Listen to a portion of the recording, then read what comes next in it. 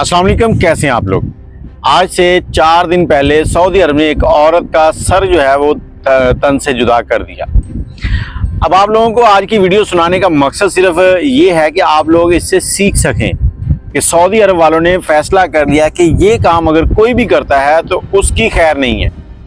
और इसके लिए सऊदी अरब ने पाकिस्तान को स्पेशली एक ख़त भी लिखा और उस खत के अंदर उन्होंने बताया कि आप लोग वहाँ से हज उम्रा करने वाले लोगों को भेजें या फिर काम करने वाले लोगों को भेजें, हमें बेकारी नहीं चाहिए।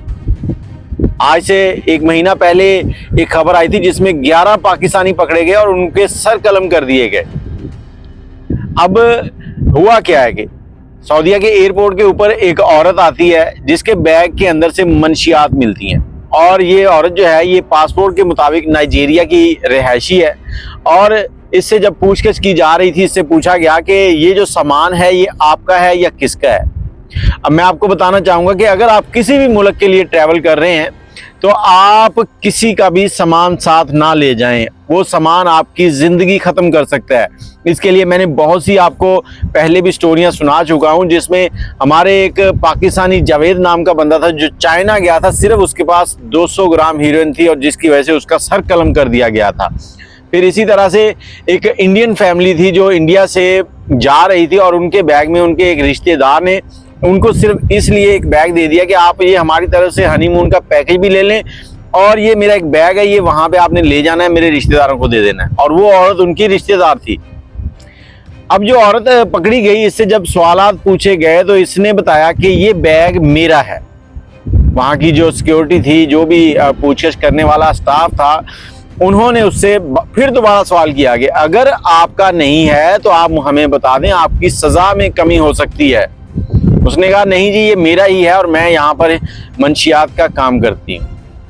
अब उन्होंने उसको लिया, अदालत चली गई, अदालत जाके उसके ऊपर केस चला, इन्वेस्टिगेशन हुई। जब ये साबित हो गया कि ये वाकई इसी का है और ये काम करती है, तो फिर ये 3-4 दिन पहले उसका सर जो है वो कलम कर दिया गया, उस पर हद नाफज कर दी गई, जिसका मतलब है कि इसका सर जो है वो तन से जुदा कर दिया जाएगा।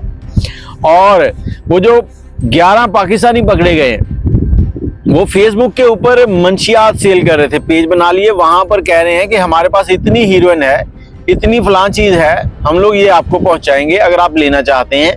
तो उनकी बाकायदा रैकी की गई, उनसे वो जो चीज थी उसका नाम चेंज करके वो सेल कर रहे थे, उसकी तहकीक की गई, रैकी की गई, उसको इन्वेस्टिगेट किया गया, फिर जाके उनको पकड़ा गया।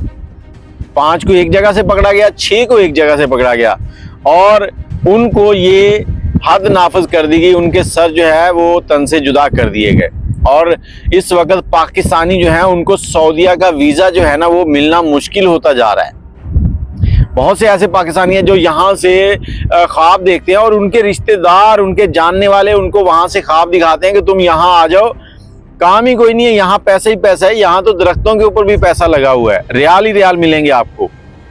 यहाँ से एक शख्स अगर पाकिस्तान से सऊदीया जाता है तो वो कम से कम 6 से 10 लाख के दरमियान अपना पैसा जो है वो लगाता है वीज़े के लिए। उसके बाद उसका वो मेडिकल होता है, सारी चीज़ें होती हैं, तो अच्छी खासी, ये मैं कम से कम बता रहा हूँ 10 लाख, इससे ज़्यादा लग जाते हैं।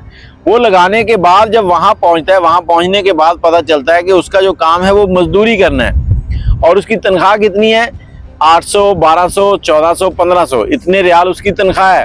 जब वो महीने के बाद तनख्वाह लेता है और कैलकुलेशन करता है ना कि कितने पैसे बन गए हैं, तो पता चलता है कि घर का जो खर्चा है वो बड़ी मुश्किल से चल पा रहा है। फिर होता क्या है, ये लोग यहाँ से जब जाते हैं तो यहाँ से कर्जे लेकर फिर निकलते हैं और वहाँ पहुँचने पर जब इनकी हिसाब किताब में वो कर्जा भी नहीं उतर रहा होता है और अपने अखराजात भी पूरे नहीं होते, तो फिर ये लोग गलत रास्तों की तरफ चलते हैं, मंशियात की तरफ, क्योंकि उसमें पैसा ही बहुत है और उसका इंजाम जो है इनको नहीं मालूम होता। और उसका जो इंजाम होता है वो सऊदीया के अंदर और बहुत सारे ऐसे ममालिक हैं, शायद चंद ममालिक हों जहाँ कोई रियायत बरती जाए, लेकिन उसमें भी उम्र कैद की सज़ा हो जाती है, आपको सूरज देखने नहीं देती।